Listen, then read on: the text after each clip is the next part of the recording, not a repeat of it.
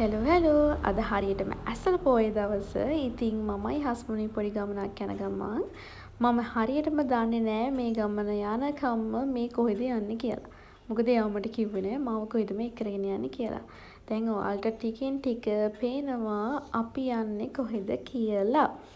ඉතින් අපි අද යන්නේ පාහියන්ගල ලෙන බලන්න. ඉතින් මේ ඔයාලට පේන්නේ පාහියන්ගල.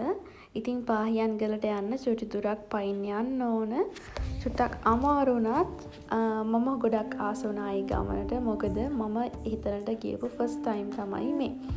ඉතින් මෙතනට යද්දී අපිට ගල් පඩිපෙළකින් යන්නත් තියෙනවා. ඒත් එක්කම කෙටි පාරක් තියෙනවා, කොන්ක්‍රීට් කරපු පාරක්. ඉතින් ඒ පාරේ යන්නත් පුළුවන්. ඉතින් මෙන්න මේ ගල් පඩිපෙළෙත් අපිට යන්න පුළුවන්. ඉතින් හස්බන්ඩුයි මමයි ඩිසයිඩ් කළා යනකොට මේ ගල් පඩිපෙළේ අපි උඩට ගිහින් එනකොට පහළට එමු කියලා අනිත් පාරේ. මේ පාහියන්ගල ලෙන තියෙන්නේ කළුතර දිස්ත්‍රික්කේ. කියන්නේ බස්නාහිර පළාතේ කළුතර දිස්ත්‍රික්කේ. ඉතින් අවුරුදු 35000ක් 60000ත් අතර කාලයේ ආදිමානවයා වාසය කරා කියලා විශ්වාස කරනවා. මොකද 1986 2010 වගේ වර්ෂවල කරපු පර්යේෂණ වලින් මානව අස්ථි කොටස් හමු වෙලා තියෙනවා මේ ස්ථානවලින්. ඉතින් ආදිමානවයන් 15 දෙනෙක් පිළිබඳ තොරතුරු ඒ කැණීම් කටයුතුවලදී පර්යේෂණ කටයුතුවලදී හමු වෙලා තියෙනවා. ඉතින් ඒත් එක්කම ලොකු කතාවක් මේ හා බැඳිලා තියෙනවා. ඒ දේවල් එක එක තැන්වල එක එක විශ්වාසයන් මත ගොඩනැගිලා තියෙනවා. ඒ පොතපතින් සහ විවිධ මූලාශ්‍ර වලින් ඔයාලට හොයාගන්න පුළුවන් වෙයි. ඉතින් ඒ ගැන හොයලා බලන්න. ඇත්තටම මම ගොඩාක් එක්සයිටඩ්. මොකද හේතුව තමයි පාහියන්ගල ලෙන පිළිබඳව ඉතිහාසයේ පොත්පත් වලින් අපි දැනගෙන තිබ්බට ඇස් දෙකින් දැකලා තිබුණේ නැහැ. ඉතින් විශේෂ නව ඉදිකිරීම් මෙහි කරලා තියෙනවා. ඉතින් ඒ ගැන විවිධ මති මතාන්තර ඇති වෙනවා. මගෙත් ඒ වෙලාවේ ඇති වුණා මේ වගේ තැනක අලුතෙන් ගොඩනැගීම් කටයුතු සිදු වෙනවාද ඇයි ඒ කියන වගේ ප්‍රශ්න මතුවුණා. එහෙම හොඳයිද කියන වගේ ප්‍රශ්න. ඉතින් ඔයාලට මේ පේන්නේ එතන තියෙන එක ලෙනක්.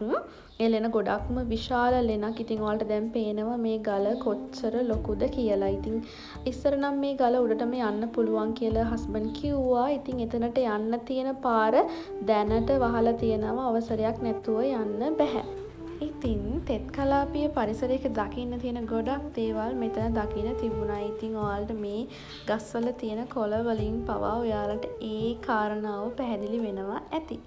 ඉතින් ඒ ගමන එහෙමම ඉවර වෙද්දී තව ගමනකට සූදානම් වුණා. හැබැයි මම දැනගෙන හිටියේ නෑ කොහෙද අපි මේ යන්නේ කියලා. ඉතින් හස්බන්ඩ් මේ කියන්නේ නැතුව තමයි මාව මේ ගමන් ටික ඔක්කොම එක් කරගෙන ගියේ.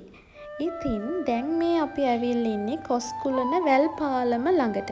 ඉතින් මේ කොස්කුලන වැල් පාලම යටින් යන්නේ කුඩා ගඟ.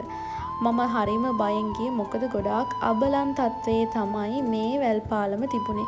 එහා පැත්තේ තියෙන ගමට යන පාලම තමයි මේ.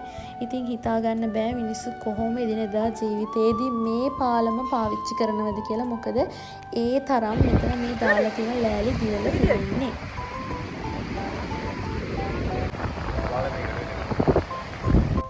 ඉතින් මේ තියෙන්නේ පාලම යටින් යන කුඩා ගඟ. ඉතින් හස්බන්ඩ් කියපු විදියට 2017 මෙන්න මේ මම පෙන්නපු කන්ද මේ කුඩා ගඟට නාය ගිහිල්ලා තියෙනවා. එතකොට නාය ගියාම මේ වතුර ගිහිල්ලා තියෙන්නේ මේ පළාතෙන්. මේ ප්‍රදේශයේ තිබුණ ගොඩාක් ගෙවල් විනාශ වෙලා තියෙනවා ඒ දවසේ. කිව්ව විදියට නම් ඒක රෑ වෙලාවේ තමයි වෙලා තියෙන්නේ. ඉතින් මෙන්න මෙතන තියෙන ගෙදරත් මේ විනාශ වෙලා තියෙන්නේ මේ කුඩා ගඟෙන් ආපු ජල පහරින්. මොකද එදා මේ කන්ද නාය ගිහිල්ලා තියෙන්නේ ඒ ගඟට.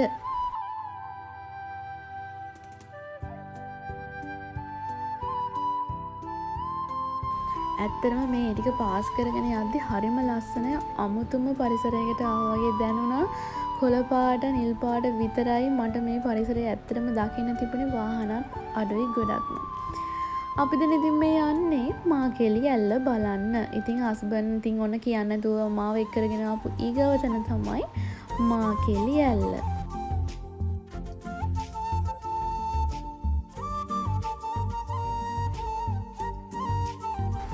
මාකේලිය ඇල්ලේ ජල මූලාශ්‍රය වෙන්නේ කළුගඟේ අතු ගංගාවක් වෙන කුඩා ගඟ. එහෙම නැත්නම් මාකේලිය ඔය කියන ජල මූලාශ්‍රය. ඉතින් කළුතර බුලත් සිංහල තමයි මේක තියෙන්නේ. ඉතින් ඔයාලා පාහියන්ගල එනවා නම් ඔයාලට මෙතනටත් යන්න හරිම ලේසියි. බ්‍රයිට් කෙනෙක් එහෙම නැත්නම් මනාලියකගේ වේල් එකක් වගේ තියෙන නිසාලු මෙතනට මාකේලි ඇල්ල කියලා නම දාලා තියෙන්නේ. ඉතින් හරිම ලස්සනයි වගේම මෙතන කීප දෙනෙක් මෙකන් 30 ගානකට ආසන්න සංඛ්‍යාවක් බිලි අරගෙන තියෙනවා කියලා කියනවා. නාන්න යනව නම් හරිම පරිස්සමෙන් නාන්න යන්න ඕන තැනක් තමයි මේ.